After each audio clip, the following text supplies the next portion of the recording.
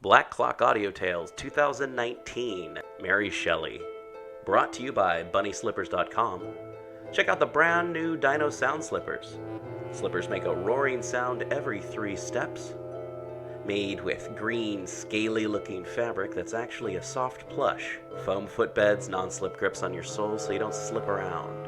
One size fits most, up to women's 10.5, men's 9. Footbed measures 10.5. Black Clock Audio Tales is a daily podcast that reads you a story, either a chapter or 2 at a time, or a couple of short stories, maybe some folklore. Join us in our exploration of old ghost stories, supernatural fiction, horror tales, folk tales, fantasy, gothic horror, weird fiction, cosmic horror. And don't forget to join us at the end of the month, every last Tuesday of the month, where we have The People's Guide to the Cthulhu Mythos, where you get to hear me talk in a lot more dumb voices than right now.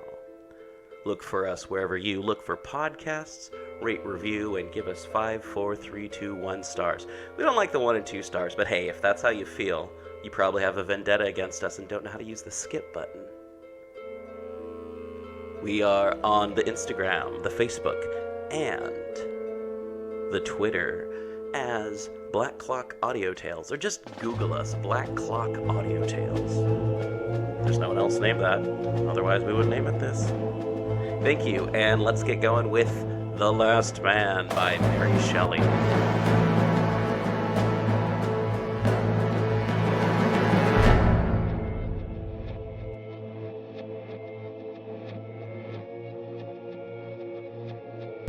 The Last Man by Mary Wollstonecraft Shelley, Volume 3, Chapter 7. These events occupied so much time that June had numbered more than half its days before we again commenced our long protracted journey. The day after my return to Versailles, 6 men from among those I had left at Villeneuve-le-Guiard arrived with intelligence that the rest of the troop had already proceeded toward Switzerland. We went forward in the same track. It is strange, after an interval of time, to look back on a period which, though short in itself, appeared, when in actual progress, to be drawn out interminably. By the end of July we entered Dijon. By the end of July those hours, days, and weeks had mingled with the ocean of forgotten time, which in their passage teemed with fatal events and agonizing sorrow. By the end of July little more than a month had gone by, if man's life were measured by the rising and setting of the sun. But alas, in that interval ardent youth had become grey-haired. Furrows deep and unerasable were trenched in the blooming cheek of the young mother. The elastic limbs of early manhood, paralyzed as by the burthen of years, assumed the decrepitude of age. Nights passed, during whose fatal darkness the sun grew old before it rose, and burning days, to cool whose baleful heat the balmy eve, lingering far in eastern climes, came lagging and ineffectual. Days in which the dial, radiant in its noonday station, moved not its shadow the space of a little hour, until a whole life of sorrow had brought the sufferer to an untimely grave. We departed from Versailles 1,500 souls. We set out on the 18th of June. We made a long procession, in which was contained every dear relationship, or tie of love, that existed in human society. Fathers and husbands, with guardian care, gathered their dear relatives around them. Wives and mothers looked for support to the manly form beside them, and then with tender anxiety bent their eyes on the infant troop around. They were sad, but not hopeless. Each thought that someone would be saved, each, with that pertinacious optimism which to the last characterized their human nature, trusted that their beloved family would be the one preserved. We passed through France and found it empty of inhabitants.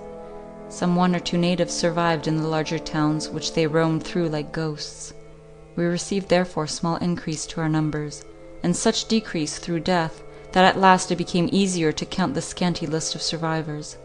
As we never deserted any of the sick until their death permitted us to commit their remains to the shelter of a grave, our journey was long, while every day a frightful gap was made in our troop. They died by 10s, by 50s, by 100s. No mercy was shown by death. We ceased to expect it, and every day welcomed the sun with the feeling that we might never see it rise again. The nervous terrors and fearful visions which had scared us during the spring continued to visit our coward troop during this sad journey. Every evening brought its fresh creation of spectres, A ghost was depicted by every blighted tree, and appalling shapes were manufactured from each shaggy bush. By degrees these common marvels palled on us, and then other wonders were called into being. Once it was confidently asserted that the sun rose an hour later than its seasonable time. Again it was discovered that he grew paler and paler, that shadows took an uncommon appearance. It was impossible to have imagined, during the usual calm routine of life men had before experienced, the terrible effects produced by these extravagant delusions. In truth, of such little worth are our senses, when unsupported by concurring testimony, that it was with utmost difficulty I kept myself free from the belief in supernatural events, to which the major part of our people readily gave credit. Being one sane amidst the crowd of the mad, I hardly dared assert to my own mind that the vast luminary had undergone no change, that the shadows of night were unthickened by innumerable shapes of awe and terror, or that the wind, as it sung in the trees or whistled round an empty building, was not pregnant with sounds of wailing and despair. Sometimes realities took ghostly shapes, and it was impossible for one's blood not to curdle at the perception of an evident mixture of what we knew to be true, with the visionary semblance of all that we feared. Once, at the dusk of the evening, we saw a figure all in white, apparently of more than human stature, flourishing about the road, now throwing up its arms, now leaping to an astonishing height in the air, then turning round several times successively, then raising itself to its full height and gesticulating violently. Our troop, on the alert to discover and believe in the supernatural, made a halt at some distance from this shape, and as it became darker, there was something appalling even to the incredulous in the lonely spectre whose gambols, if they hardly accorded with spiritual dignity, were beyond human powers. Now it leapt right up in the air, now sheer over a high edge, and was again the moment after in the road before us. By the time I came up, the fright experienced by the spectators of this ghostly exhibition began to manifest itself in the flight of some, and the close huddling together of the rest. Our goblin now perceived us. He approached, and, as we drew reverentially back, made a low bow. The sight was irresistibly ludicrous even to our hapless band, and his politeness was hailed by a shout of laughter. Then, again springing up, as a last effort, it sunk to the ground and became almost invisible through the dusky night. This circumstance again spread silence and fear through the troop. The more courageous at length advanced, and, rising the dying wretch, discovered the tragic explanation of this wild scene. It was an opera dancer, and had been one of the troop which deserted from Villeneuve-la-Guiard. Falling sick, he had been deserted by his companions. In an access of delirium he had fancied himself on the stage, and, poor fellow, his dying sense eagerly accepted the last human applause that could ever be bestowed on his grace and agility. At another time we were haunted for several days by an apparition, to which our people gave the appellation of the Black Spectre. We never saw it except at evening, when his coal-black steed, his mourning dress, and plume of black feathers, had a majestic and awe-striking appearance. His face, one said, who had seen it for a moment, was ashy pale. He had lingered far behind the rest of his troop, and suddenly, at a turn in the road, saw the Black Spectre coming towards him. He hid himself in fear, and the horse and his rider slowly passed, while the moonbeams fell on the face of the latter, displaying its unearthly hue. Sometimes at dead of night, as we watched the sick, we heard one galloping through the town. It was the Black Spectre come in token of inevitable death. He grew giant tall to vulgar eyes. An icy atmosphere, they said, surrounded him. When he was heard, all animals shuddered, and the dying knew that their last hour was come. It was Death himself, they declared, come visibly to seize on subject earth, and quell at once our decreasing numbers, sole rebels to his law. One day at noon we saw a dark mass on the road before us, and coming up beheld the Black Spectre fallen from his horse, lying in the agonies of disease upon the ground. He did not survive many hours, and his last words disclosed the secret of his mysterious conduct. He was a French noble of distinction, who, from the effects of plague, had been left alone in his district. During many months he had wandered from town to town, from province to province, seeking some survivor for a companion, and abhorring the loneliness to which he was condemned. When he discovered our troop, fear of contagion conquered his love of society. He dared not join us, yet he could not resolve to lose sight of us, sole human beings who, besides himself, existed in wide and fertile France.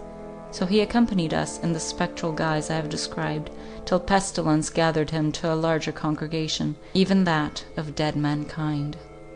It had been well if such vain terrors could have distracted our thoughts from more tangible evils, but these were too dreadful and too many not to force themselves into every thought, every moment of our lives. We were obliged to halt at different periods for days together, till another and yet another was consigned as a clod to the vast clod which had been once our living mother.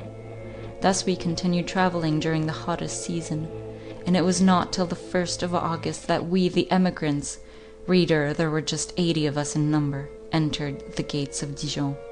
We had expected this moment with eagerness, for now we had accomplished the worst of our drear journey, and Switzerland was near at hand. Yet how could we congratulate ourselves on any event thus imperfectly fulfilled? Were these miserable beings who, worn and wretched, pass in sorrowful procession, the sole remnants of the race of man, which, like flood, had once spread over and possessed the whole earth?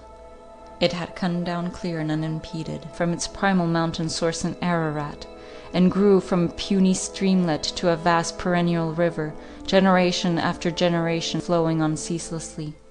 The same but diversified, it grew and swept onwards towards the absorbing ocean, whose dim shores we now reached. It had been the mere plaything of nature when first it crept out of uncreative void into light. But thought brought forth power and knowledge, and, clad with these, the race of man assumed dignity and authority. It was then no longer the mere gardener of earth, or the shepherd of her flocks. It carried with it an imposing and majestic aspect. It had a pedigree and illustrious ancestors. It had its gallery of portraits, its monumental inscriptions, its records and titles. This was all over, now that the ocean of death had sucked in the slackening tide, and its source was dried up. We first had bidden adieu to the state of things which, having existed many thousand years, seemed eternal. Such a state of government, obedience, traffic, and domestic intercourse as had moulded our hearts and capacities as far back as memory could reach. Then to patriotic zeal, to the arts, to reputation, to enduring fame, to the name of country we had bidden farewell. We saw depart all hope of retrieving our ancient state, all expectation except the feeble one of saving our individual lives from the wreck of the past. To preserve these we had quitted England. England no more, for without her children, what name could that barren island claim? With tenacious grasp we clung to such rule and order as could best save us, trusting that, if a little colony could be preserved, that would suffice at some remoter period to restore the lost community of mankind. But the game is up. We must all die, nor leave survivor nor heir to the wide inheritance of earth. We must all die. The species of man must perish, his frame of exquisite workmanship, the wondrous mechanism of his senses, the noble proportion of his godlike limbs, his mind, the throned king of these, must perish. Will the earth still keep her place among the planets? Will she still journey with unmarked regularity round the sun? Will the seasons change, the trees adorn themselves with leaves, and flowers shed their fragrance in solitude? Will the mountains remain unmoved, and streams still keep a downward course towards the vast abyss? Will the tides rise and fall, and the winds fan universal nature? Will beasts pasture, birds fly, and fishes swim, when man, the Lord, possessor, perceiver, and recorder of all these things, has passed away, as though he had never been? Oh, what mockery is this! Surely death not death, and humanity is not extinct, but merely passed into other shapes, unsubjected to our perceptions. Death is a vast portal, and higher road to life. Let us hasten to pass, let us exist no more in this living death, but die that we may live. We had longed with inexpressible earnestness to reach Dijon, since we had fixed on it as a kind of station in our progress. But now we entered it with a torpor more painful than acute suffering. We had come slowly but irrevocably to the opinion that our utmost efforts would not preserve one human being alive. We took our hands therefore away from the long grasped rudder, and the frail vessel on which we floated seemed, the government over her suspended, to rush pro foremost into the dark abyss of the billows. A gush of grief, a wanton profusion of tears, and vain laments, and overflowing tenderness, and passionate but fruitless clinging to the priceless few that remained, was followed by languor and recklessness. During this disastrous journey we lost all those, not of our own family, to whom we had particularly attached ourselves among the survivors. It were not well to fill these pages with a mere catalogue of losses. I cannot refrain from this last mention of those principally dear to us. The little girl whom Adrian had rescued from utter desertion, during our ride through London on the 20th of November, died at Auxerre. The poor child had attached herself greatly to us, and the suddenness of her death added to our sorrow. In the morning we had seen her apparently in health. In the evening Lucy, before we retired to rest, visited our quarters to say that she was dead. Poor Lucy herself only survived till we arrived at Dijon. She had devoted herself throughout to the nursing the sick and attending the friendless. Her excessive exertions brought on a slow fever, which ended in the dread disease whose approach soon released her from her sufferings. She had throughout been endeared to us by her good qualities, by her ready and cheerful execution of every duty, and mild acquiescence in every turn of adversity.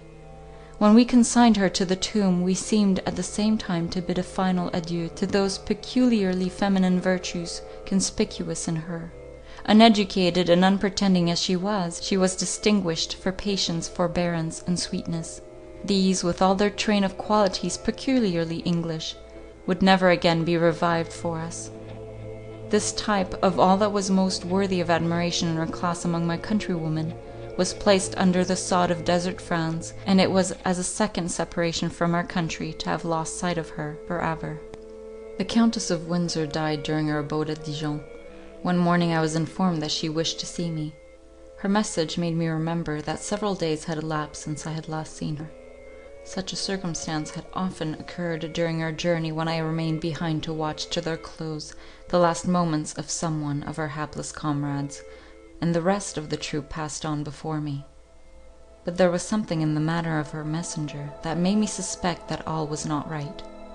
A caprice of the imagination caused me to conjecture that some ill had occurred to Clara or Evelyn, rather than to this aged lady. Our fears, for ever on the stretch, demanded a nourishment of horror, and it seemed too natural an occurrence, too like past times, for the old to die before the young. I found the venerable mother of my Idris lying on a couch, her tall emaciated figure stretched out, her face fallen away, from which the nose stood out in sharp profile, and her large dark eyes, hollow and deep, gleamed with such light as may edge a thunder cloud at sunset. All was shriveled and dried up, except these lights. Her voice, too, was fearfully changed, and she spoke to me at intervals. "I am afraid," said she, "that it is selfish in me to have asked you to visit the old woman again, before she dies. Yet perhaps it would have been a greater shock to hear suddenly that I was dead, than to see me first thus." I clasped her shriveled hand. "Are you indeed so ill?" I asked. "Do you not perceive death in my face?" replied she. "It is strange, I ought to have expected this, and yet I confess it has taken me unaware. I never clung to life, or enjoyed it, till these last months, while among those I senselessly deserted. And it is hard to be snatched immediately away. I am glad, however, that I am not a victim of the plague.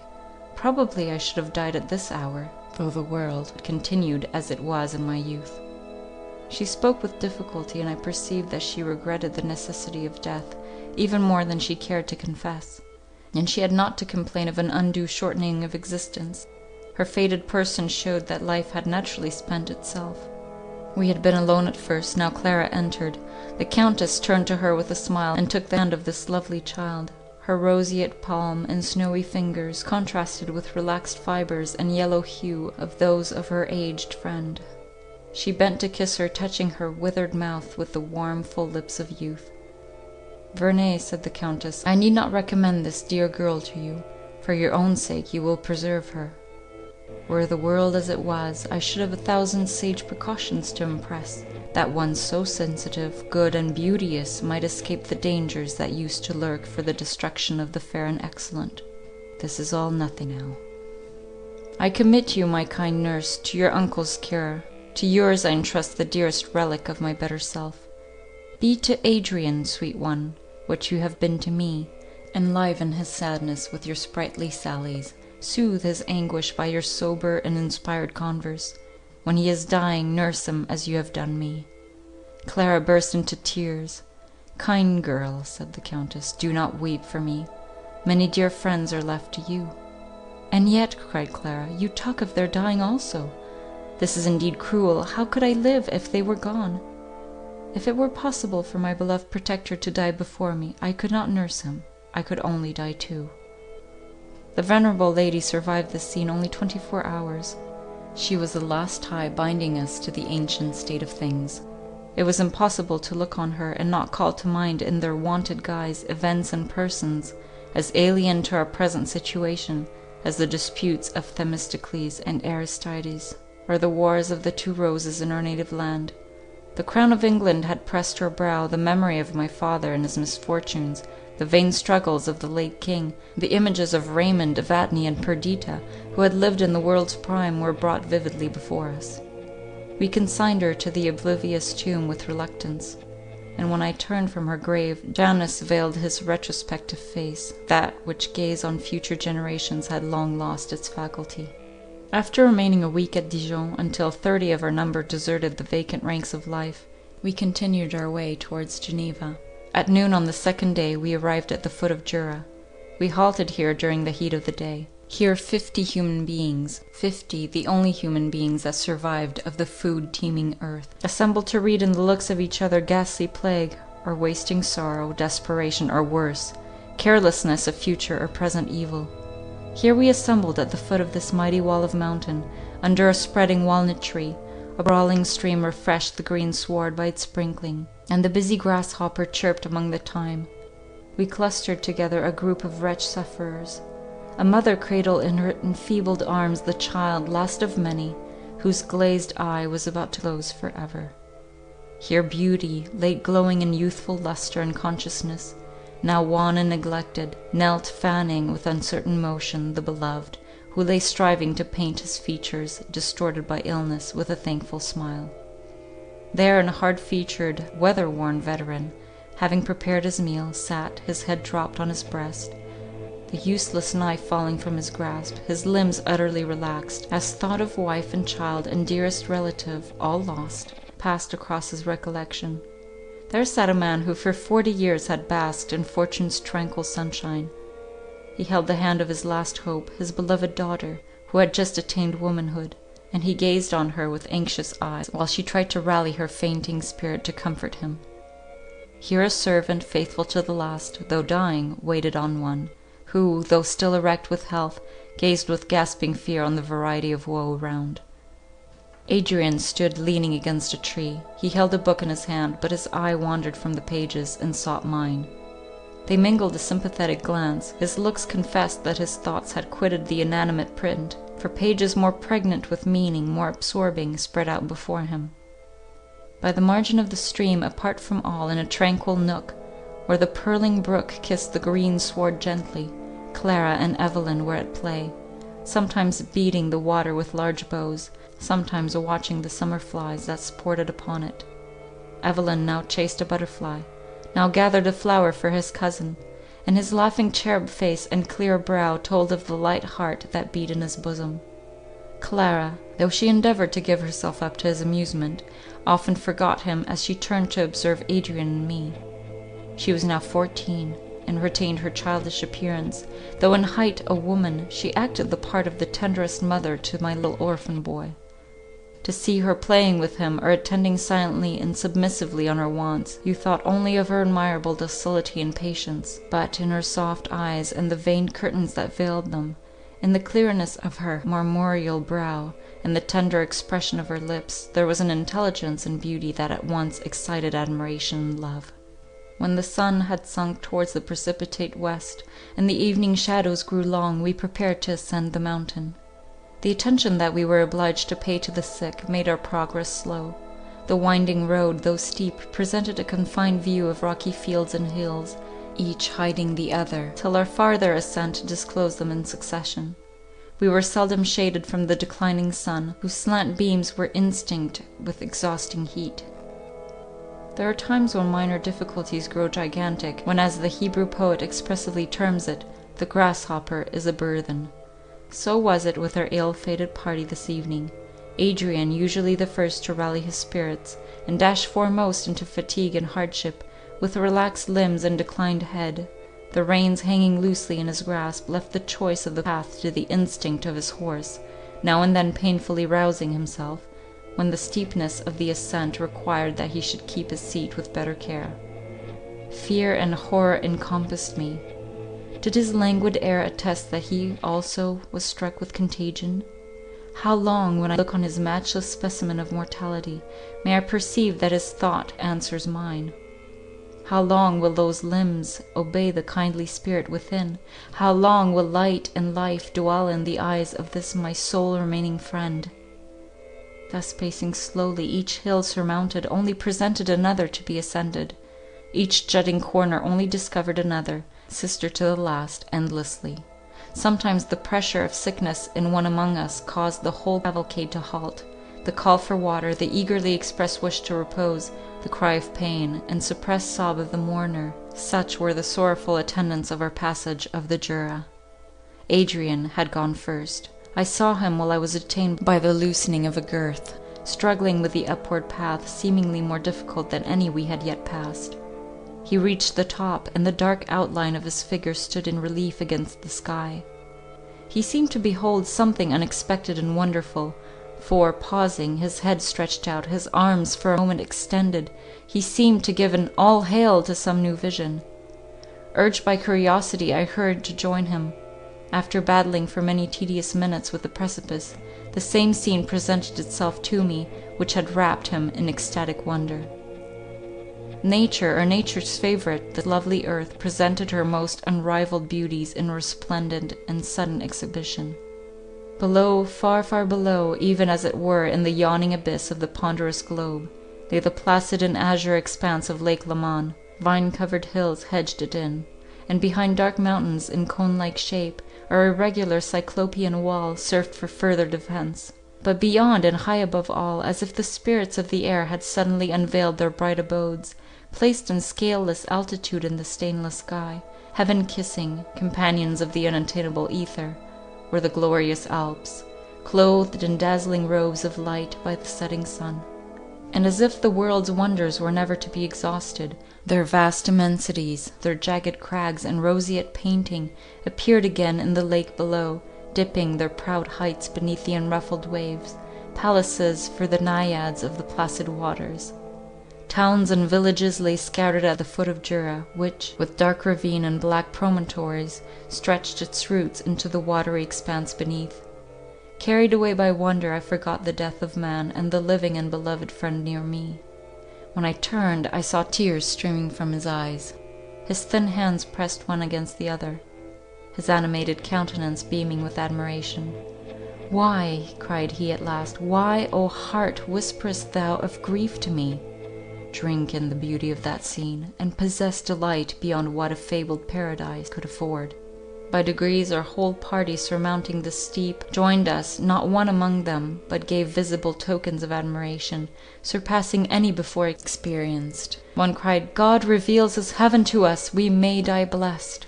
Another and another, with broken exclamations and extravagant phrases, endeavoured to express the intoxicating effect of this wonder of nature. So we remained a while, lightened of the pressing burthen of fate, forgetful of death, into whose night we were about to plunge, no longer reflecting that our eyes now and forever were and would be the only ones which might perceive the divine magnificence of this terrestrial exhibition. An enthusiastic transport, akin to happiness, burst, like a sudden ray from the sun, on our darkened life, precious attribute of war-worn humanity, that can snatch ecstatic emotion even from under the very Sharon harrow that ruthlessly ploughs up and lays waste every hope. This evening was marked by another event. Passing through Ferney on our way to Geneva, unaccustomed sounds of music arose from the rural church, which stood embosomed in trees, surrounded by smokeless, vacant cottages. The peal of an organ with rich swell awoke the mute air, lingering along and mingling with the intense beauty that clothed the rocks and woods and waves around. Music, the language of the immortals, disclosed to us as testimony of their existence. Music, silver key of the fountain of tears, child of love, soother of grief, inspirer of heroism and radiant thoughts. O music, in this our desolation we had forgotten thee. Nor pipe at eve cheered us, nor harmony of voice, nor linked thrill of string. Thou camest upon us now, like the revealing of other forms of being, and transported as we had been by the loveliness of nature, fancying that we beheld the abode of spirits, now we might well imagine that we heard their melodious communings. We paused in such awe as would seize on a pale votarist, visiting some holy shrine at midnight, if she beheld animated and smiling the image which she worshipped. We all stood mute, many knelt. In a few minutes, however, we were recalled to human wonder and sympathy by a familiar strain. The air was Haydn's new created world, and, old and drooping as humanity had become, the world yet fresh as at creation's day might still be worthily celebrated by such an hymn of praise. Adrian and I entered the church. The nave was empty, though the smoke of incense rose from the altar, bringing with it the recollection of vast congregations. In once thronged cathedrals, we went into the loft. A blind old man sat at the bellows, his whole soul was ear, and as he sat in the attitude of attentive listening, a bright glow of pleasure was diffused over his countenance, for though his lacklustre eye could not reflect the beam, yet his parted lips and every line of his face and venerable brow spoke delight. A young woman sat at the keys, perhaps 20 years of age. Her auburn hair hung on her neck, and her fair brow shone in its own beauty, but her drooping eyes let fall fast-flowing tears, while the constraint she exercised to suppress her sobs and still her trembling flushed her else pale cheek. She was thin. Languor and, alas, sickness bent her form. We stood looking at the pair, forgetting what we heard in the absorbing sight, till the last chord struck, the peal died away in lessening reverberations. The mighty voice, inorganic we might call it, for we could in no way associate it with mechanism of pipe or key, stilled its sonorous tone, and the girl, turning to lend her assistance to her aged companion, at length perceived us. It was her father, and she, since childhood, had been the guide of his darkened steps. They were Germans from Saxony, and, emigrating thither, but a few years before, had formed new ties with the surrounding villagers. About the time that the pestilence had broken out, a young German student had joined them. Their simple history was easily divined. He, a noble, loved the fair daughter of the poor musician, and followed them in their flight from the persecutions of his friends. But soon the mighty leveller came with unblunted scythe to mow, together with the grass, the tall flowers of the field. The youth was an early victim. She preserved herself for her father's sake. His blindness permitted her to continue a delusion, at first the child of accident, and now solitary beings, sole survivors in the land. He remained unacquainted with the change, nor was aware that when he listened to his child's music, the mute mountains, senseless lake, and unconscious trees were, himself excepted, her sole auditors. The very day that we arrived she had been attacked by symptomatic illness. She was paralyzed with horror at the idea of leaving her aged, sightless father alone on the empty earth. But she had not courage to disclose the truth, and the very excess of her desperation animated her to surpassing exertions. At the accustomed vesper hour, she led him to the chapel, and, though trembling and weeping on his account, she played without fault in time or error in note the hymn written to celebrate the creation of the adorned earth, soon to be her tomb. We came to her like visitors from heaven itself. Her high-wrought courage, her hardly stained firmness, fled with the appearance of relief. With a shriek she rushed towards us, embraced the knees of Adrian, and uttering but the words, "Oh, save my father," with sobs and historical cries opened the long-shut floodgates of her woe. Poor girl, she and her father now lie side by side beneath the high walnut tree where her lover reposes, and which in her dying moments she had pointed out to us. Her father, at length aware of his daughter's danger, unable to see the changes of her dear countenance, obstinately held her hand, till it was chilled and stiffened by death. Nor did he then move or speak, till 12 hours after, kindly death took him to his breakless repose.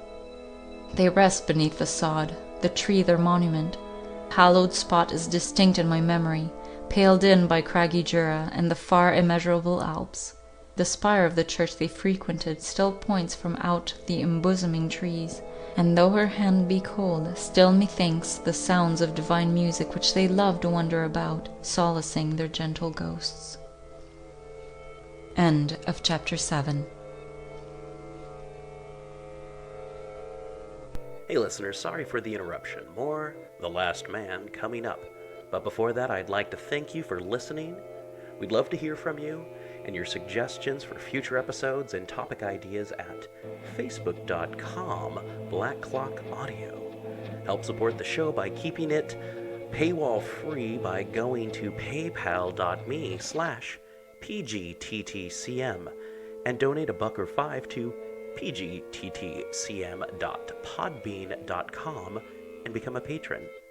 We'll never ask you for your info or ask you to fill out a survey or just tell your friends about us. That's all we ask. Do you have no cash to donate? That's fine, neither do we. Help the show by sharing, rating, liking, or 5-star giving wherever you get your podcasts from. You can always buy a cool shirt from pgttcm.threadless.com, and if you're wondering, hey, what's all this pgttcm stuff about? People's Guide to the Cthulhu Mythos is our monthly end-of-the-month show where we talk to Cthulhu Mythos writers, game designers, talk about various aspects of the Cthulhu Mythos, going from the Big Bang to the cooling of our sun, just the whole kit and caboodle. From the perspective of Earthlings, of course. Next month is going to be Ambrose Bitter Bierce, one of my favorite weird fiction authors who also wrote Civil War tales and spooky dooky stories, and also, Occurrence at Owl Creek Bridge, that story your 8th or 9th grade English teacher made you read. Yeah, Ambrose Bierce, but we won't hold that against him. It's a good story, though. And in August, we're going to have Anyone But Derleth Cthulhu Mythos, non-Derlethian mythos stories, and more about August Derleth himself and Arkham House Publishing, and pretty much, kind of talk about why everyone makes fun of August Derleth, but without him, there's some stuff that would be missing. September, Bronte. Oh yeah, it's gonna be all about the Brontes. And, of course, we'll more than likely have Andrew Grace talking about the Brontes again, because Andrew Grace likes to talk about the Brontes. October, nothing but spooky stories that you can play all October long, and, maybe even December and November, when it's even darker and scarier. And November will be Old English Lit. So we're going to be doing stuff like Beowulf and stuff around that neck of the woods. Old English 800 Lit. It's that smooth, mellow lit that gives you more power. Old English 800 Lit. And we don't have anything planned for December. But hey, if you want to pitch in your 2 cents or your, opinion, we'll listen. We'll check it out. And if it's something that we can arrange, then it's something we can do. So your input is always appreciated. Thank you so much. And back to Mary Shelley's The Last Man. Recording by Stephanie Dupal de Martin. The Last Man by Mary Wollstonecraft Shelley. Volume 3, Chapter 8. We had now reached Switzerland, so long the final mark and aim of our exertions. We had looked, I know not wherefore, with hope and pleasing expectation, on her congregation of hills and snowy crags, and opened our bosoms with renewed spirits to the icy biz, which even at midsummer used to come from the northern glacier laden with cold. Yet how could we nourish expectation of relief? Like her native England and the vast extent of fertile France, this mountain-embowered land was desolate of its inhabitants. Nor bleak mountain top, nor snow-nourished rivulet, not the ice-laden biz, nor thunder, the tamer of contagion, had preserved them. Why therefore should we claim exemption? Who was there indeed to save? What troop had we brought fit to stand at bay, and combat with the conqueror? We were a failing remnant, tamed to mere submission to the coming blow. A train half dead, through fear of death, a hopeless, unresisting, almost reckless crew, which, in the tossed bark of life, had given up all pilotage, and resigned themselves to the destructive force of ungoverned winds. Like a few furrows of unreaped corn, which, left standing on a wide field after the rest is gathered to the garner, are swiftly borne down by the winter storm.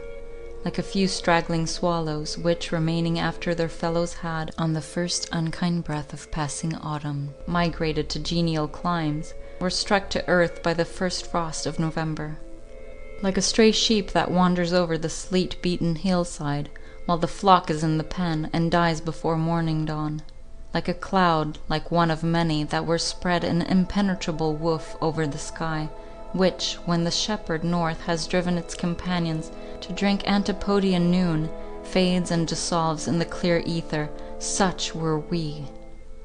We left the fair margin of the beauteous Lake of Geneva, and entered the Alpine ravines, tracing to its source the brawling Arve, through the rock-bound valley of Servox, besides the mighty waterfalls, and under the shadow of the inaccessible mountains we travelled on, while the luxuriant walnut tree gave place to the dark pine, whose musical branches swung in the wind, and whose upright forms had braved 1,000 storms, till the verdant sod, the flowery dell, and shrubbery hill were exchanged for the sky-piercing, untrodden, seedless rock, the bones of the world waiting to be clothed with everything necessary to give life and beauty. Strange that we should seek shelter here. Surely if, in those countries where earth was wont, like a tender mother, to nourish her children, we had found her a destroyer, we need not seek it here, where stricken by keen penury she seemed to shudder through her stony veins. Nor were we mistaken in our conjecture. We vainly sought the vast and ever-moving glaciers of Chamonix, rifts of pendant ice, seas of congelated waters, the leafless groves of tempest-battered pines, dells, mere paths for the loud avalanche, and hilltops, the resort of thunderstorms. Pestilence reigned paramount even here.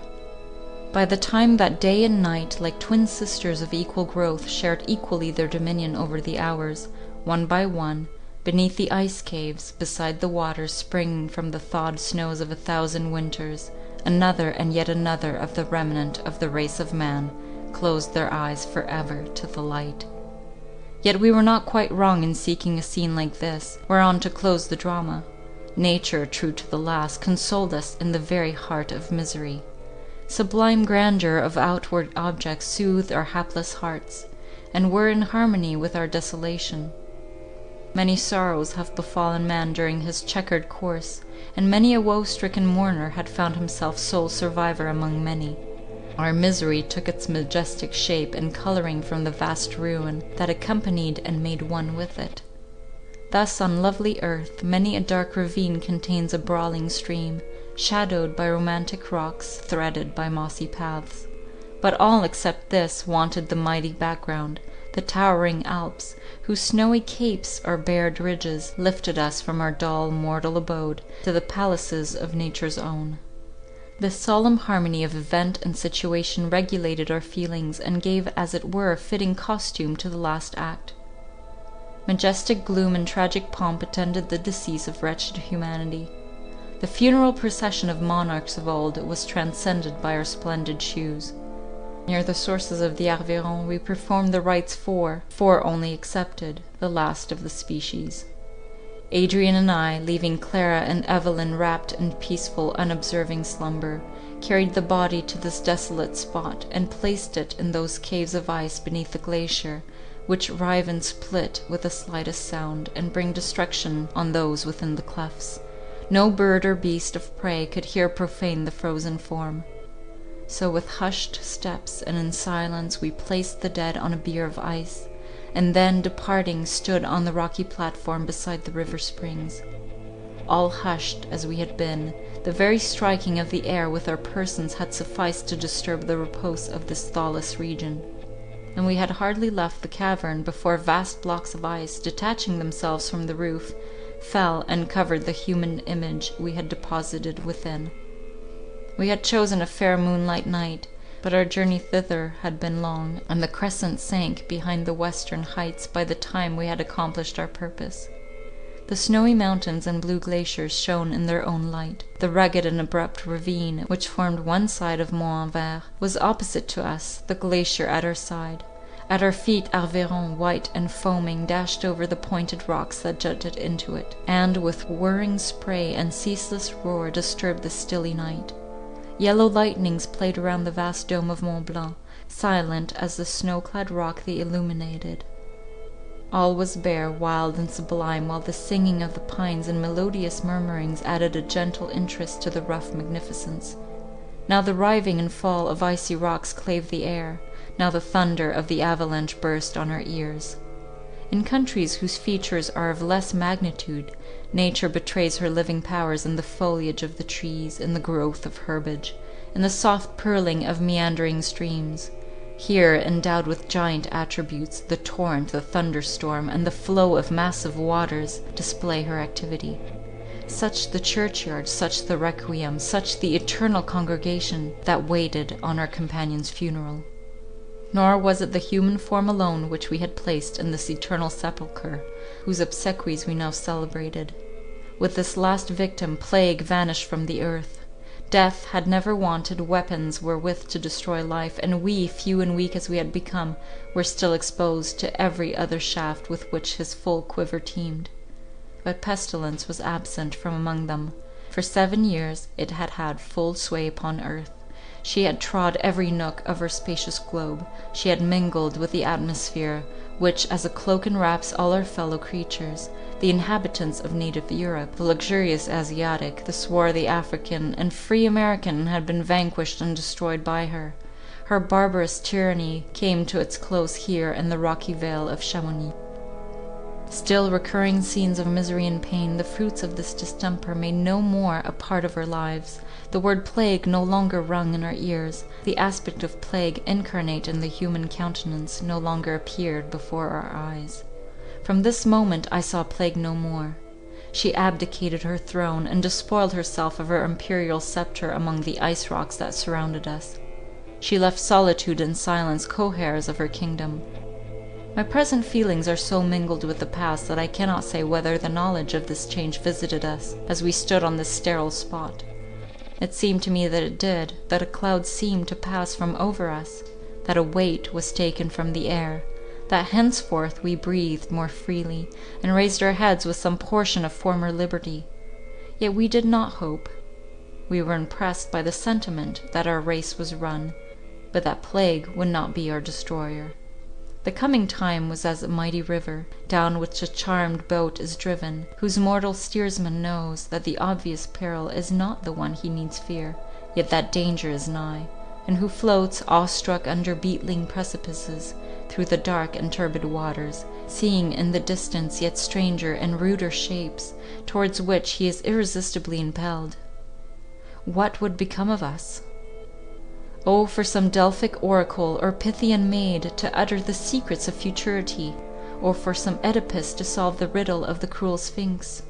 Such Oedipus was I to be, not divining a word's juggle, but whose agonizing pangs and sorrow-tainted life were to be the engines wherewith to lay bare the secrets of destiny, and reveal the meaning of the enigma, whose explanation closed the history of the human race. Dim fancies akin to these haunted our minds, and instilled feelings not unallied to pleasure, as we stood beside the silent tomb of nature reared by these lifeless mountains, above her living veins, choking her vital principle. "Thus we are left," said Adrian, "two melancholy blasted trees, where once a forest waved. We are left to mourn and pine and die. Yet even now we have our duties, which we must string ourselves to fulfill. The duty of bestowing pleasure where we can, and by force of love irradiating with rainbow hues the tempest of grief. Nor will I repine if, in this extremity, we preserve what we now possess. Something tells me, Verney, that we need no longer dread our cruel enemy, and I cling with delight to the oracular voice. Though strange, it will be sweet to mark the growth of your little boy and the development of Clara's young heart. In the midst of a desert world we are everything to them. And if we live, it must be our task to make this new mode of life happy to them. At present this is easy, for their childish ideas do not wander into futurity, and the stinging craving for sympathy and all of love of which our nature is susceptible is not yet awake within them. We cannot guess what will happen then, when nature asserts her indefeasible and sacred powers. But long before that time we may all be cold, as he who lies in yonder tomb of ice. We need only provide for the present, and endeavour to fill with pleasant images the inexperienced fancy of your lovely niece. The scenes which now surround us, vast and sublime as they are not such as can best contribute to this work. Nature is here like our fortunes, grand but too destructive, bare and rude, to be able to afford delight to our young imagination. Let us descend to the sunny plains of Italy. Winter will soon be here, to clothe this wilderness in double desolation, but we will cross the bleak hilltops, and lead her to scenes of fertility and beauty, where her path will be adorned with flowers, and the cheery atmosphere inspire pleasure and hope. In pursuance of this plan, we quitted Chamonix on the following day. We had no cause to hasten our steps. No event was transacted beyond our actual sphere to enchain our resolves, so we yielded to every idle whim, and deemed our time well spent when we could behold the passage of the hours without dismay. We loitered along the lovely vale of Servox, passed long hours on the bridge, which, crossing the ravine of Arve, commands a prospect of its pine-clothed depths, and the snowy mountains that wall it in. We rambled through romantic Switzerland, till, fear of coming winter leading us forward, the first days of October found us in the valley of La Maurienne, which leads to Signy. I cannot explain the reluctance we felt at leaving this land of mountains. Perhaps it was that we regarded the Alps as boundaries between our former and our future state of existence, and so clung fondly to what of old we had loved. Perhaps because we had now so few impulses urging to a choice between two modes of action, we were pleased to preserve the existence of one, and preferred the prospect of what we were to do, to the recollection of what had been done. We felt that this year danger was past, and we believed that, for some months, we were secured to each other. There was a thrilling, agonizing delight in the thought. It filled the eyes with misty tears, it tore the heart with tumultuous heavings. Frailer than the snowfall in the river were we, each and all, but we strove to give life and individuality to the meteoric course of our several existences, and to feel that no moment escaped us unenjoyed. Thus tottering on the dizzy brink, we were happy. Yes, as we sat beneath the toppling rocks, beside the waterfalls, near forests ancient as the hills, enfolding sunny spots of greenery, where the chamois grazed, and the timid squirrel laid up its hoard, descanting on the charms of nature, drinking in the while her unalienable beauties, we were in an empty world happy. Yet, O days of joy, days when eye spoke to eye, and voices sweeter than the music of the swinging branches of the pines, or rivulet's gentle murmur, answered mine. Yet, O days replete with beatitude, days of love's society, days unutterably dear to me forlorn, pass, O pass before me, making me in your memory forget what I am. Behold how my streaming eyes blot this senseless paper. Behold how my features are convulsed by agonizing throes. At your mere recollection, now that alone my tears flow, my lips quiver, my cries fill the air, unseen, unmarked, unheard. Yet, oh yet, days of delight, let me dwell on your long-drawn hours. As the cold increased upon us, we passed the Alps and descended into Italy. As the uprising of morn, we sat at our repast, and cheated our regrets by gay sallies or learned disquisitions. The livelong day we sauntered on, still keeping in view the end of our journey, but careless of the hour of its completion. As the evening star shone out, and the orange sunset far in the west marked the position of the dear land we had forever left, talk, thought enchaining, made the hours fly.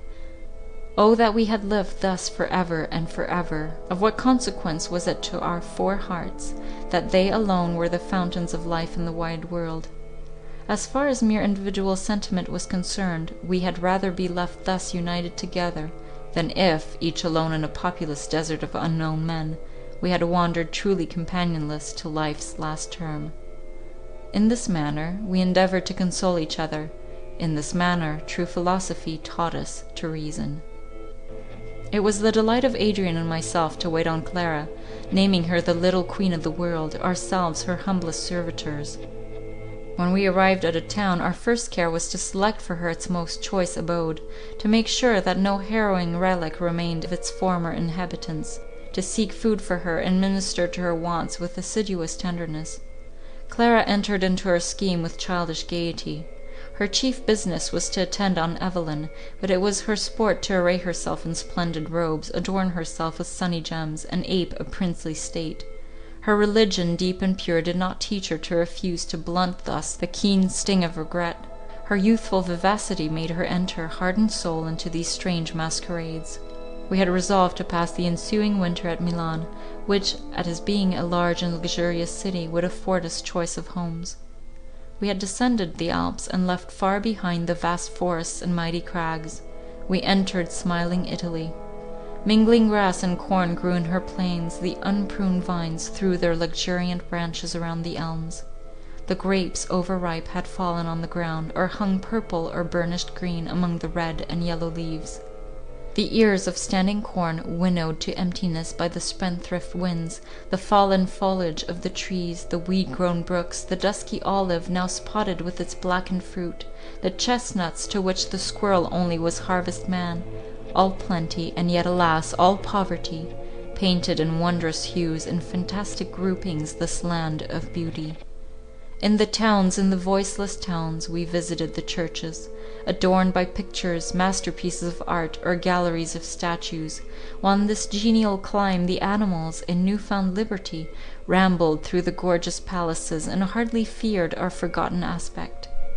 The dove-coloured oxen turned their full eyes on us, and paced slowly by. A startling throng of silly sheep, with pattering feet, would start up in some chamber, formerly dedicated to the repose of beauty, and rush huddling past us down the marble staircase into the street, and again in at the first open door, taking unrebuked possession of hallowed sanctuary, or kingly council chamber. We no longer started at these occurrences, nor at worse exhibition of change, when the palace had become a mere tomb, pregnant with fetid stench, strewn with the dead, and we could perceive how pestilence and fear had played strange antics, chasing the luxurious dame to the dank fields and bare cottage, gathering among carpets of Indian woof and beds of silk the rough peasant or the deformed half-human shape of the wretched beggar. We arrived at Milan and stationed ourselves at the Viceroy's palace. Here we made laws for ourselves, dividing our day and fixing distinct occupations for each hour. In the morning we rode in the adjoining country or wandered through the palaces in search of pictures or antiquities. In the evenings we assembled to read or to converse. There were few books that we dared read, few that did not cruelly deface the painting we bestowed on our solitude, by recalling combinations and emotions never more to be experienced by us. Metaphysical disquisition, fiction which, wandering from all reality, lost itself in self-created errors.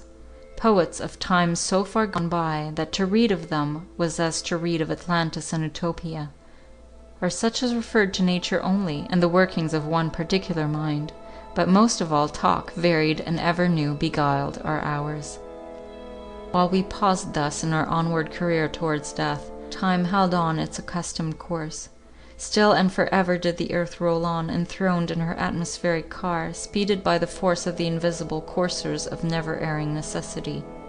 And now this dewdrop in the sky, this ball, ponderous with mountains, lucent with waves, passing from the short tyranny of watery Pisces and the frigid Ram, entered the radiant demesne of Taurus and the Twins. There, fanned by vernal airs, the spirit of beauty sprung from her cold repose, and with winnowing wings and soft-pacing feet set a girdle of verdure around the earth, sporting among the violets, hiding within the springing foliage of the trees, tripping lightly down the radiant streams into the sunny deep.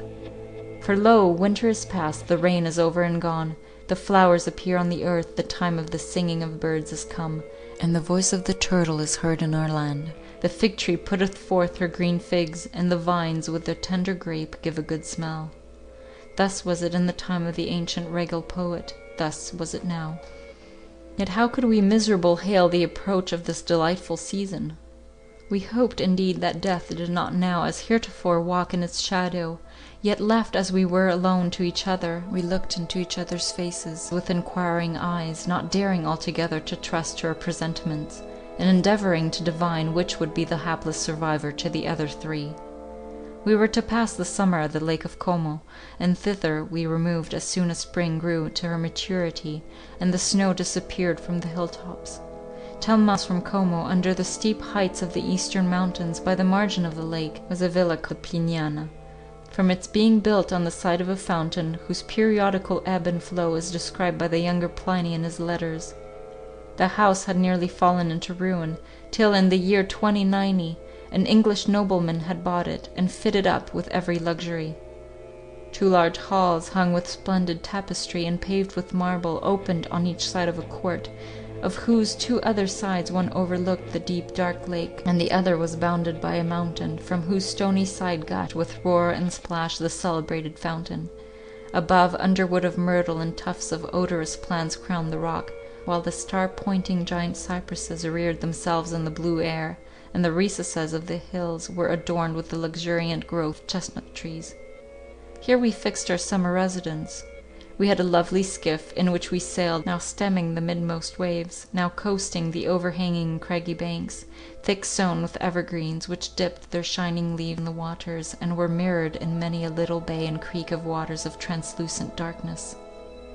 Here orange plants bloomed, here birds poured forth melodious hymns, and here during spring the cold snake emerged from the clefts, and basked on the sunny terraces of rock. Were we not happy in this paradisiacal retreat? If some kind spirit had whispered forgetfulness to us, methinks we should have been happy here, where the precipitous mountains, nearly pathless, shut from our view the far fields of desolate earth, and with small exertion of the imagination we might fancy that the cities were still resonant with popular hum, and the peasant still guided his plough through the furrow, and that we, the world's free denizens, enjoyed a voluntary exile and not a remediless cutting off from our extinct species. Not one among us enjoyed the beauty of the scenery as much as Clara. Before we quitted Milan, a change had taken place in her habits and manners. She lost her gaiety, she laid aside her sports, and assumed an almost vestal plainness of attire. She shunned us, retiring with Evelyn to some distant chamber or silent nook, nor did she enter into his pastimes with the same zest as she was wont, but would sit and watch him with sadly tender smiles, and eyes bright with tears, yet without a word of complaint.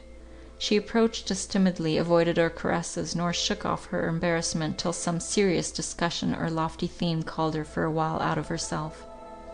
Her beauty grew as a rose, which, opening to the summer wind, discloses leaf after leaf till the sense aches with its excess of loveliness.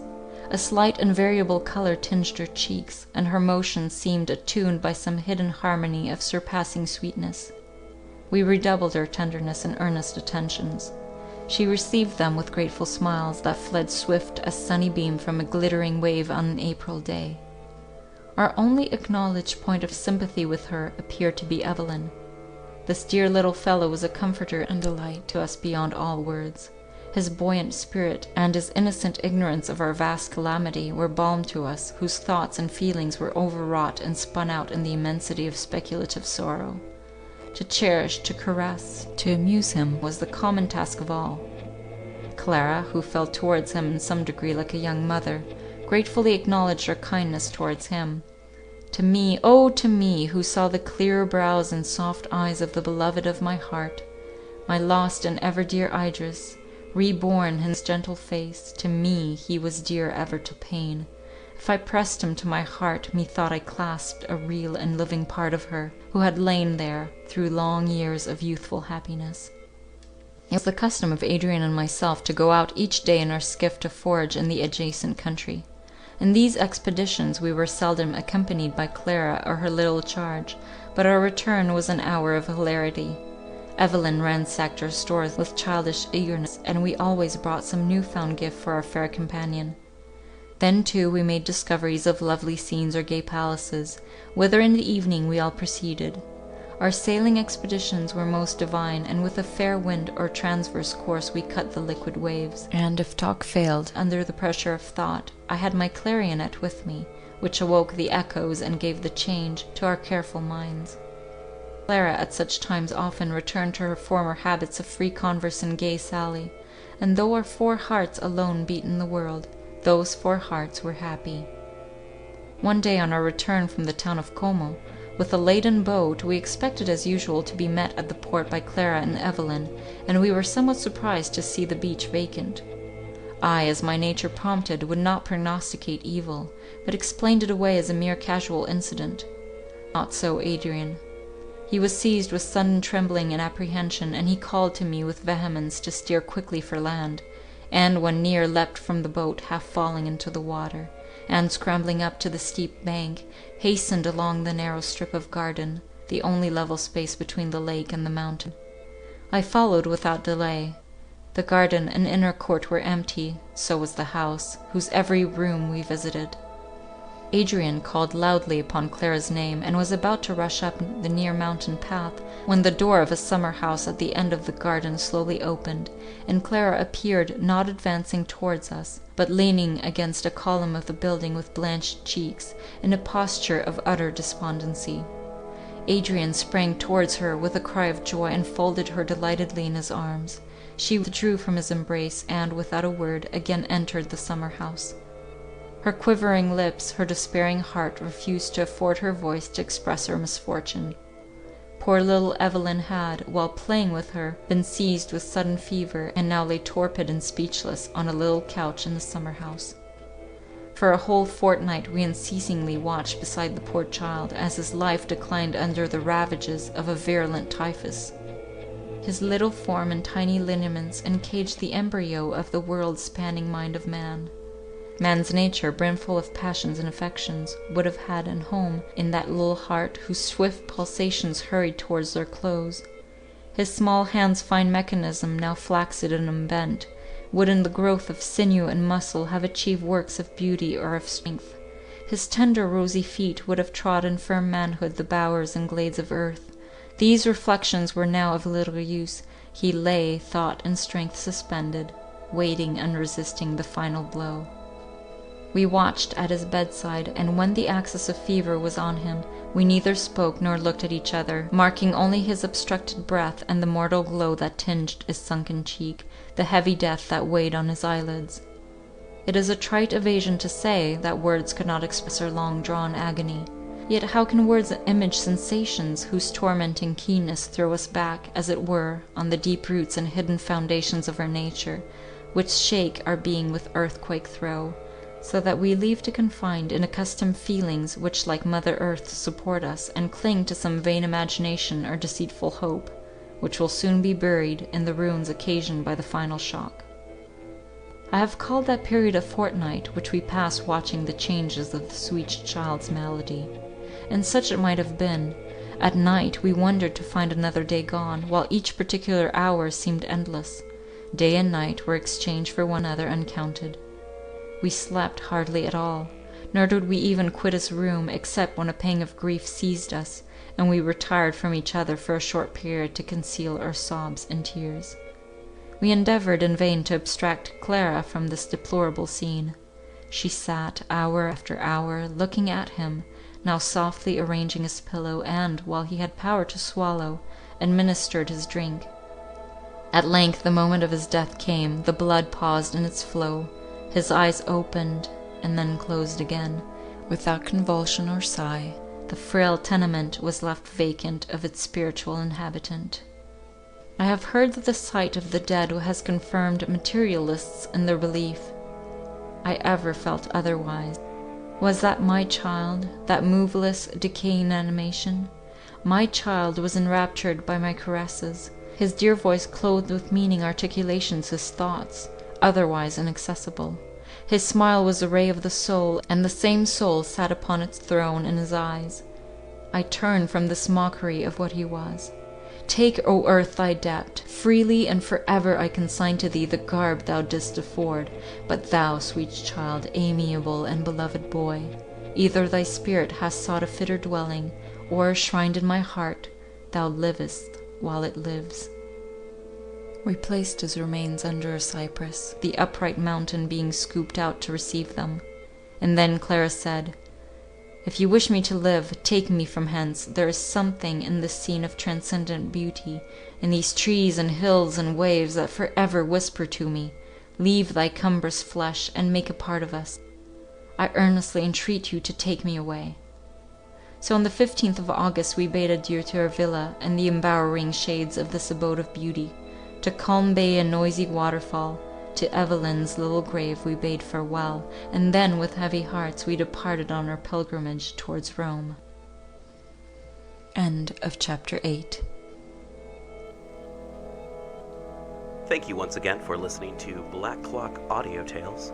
You can find us online at Black Clock Audio Tales on Facebook, Instagram, and Twitter. Meet up with us at pgttcm.com find out what's going on with this and other podcasts by Badger Drift Studios, which is where we record this in beautiful North Portland. If you want to be on a show, if you have a book that you would like to have reviewed, if you want to be on Welcome to Portland, eat charcuterie and drink beer in the studio while learning how to podcast, I can accommodate that. But you have to take the first step by going to pgttcm.com and submitting. Send us a link to your stories. Become friends with us on Facebook at PGTTCM or Black Clock Audio Tales. And PGTTCM, of course, is short for The People's Guide to the Cthulhu Mythos. Our monthly show at the end of every month on Tuesday, we have PGTTCM. Thank you so much for listening. Edited by DB Spitzer. Music by Kevin MacLeod as always. Thank you.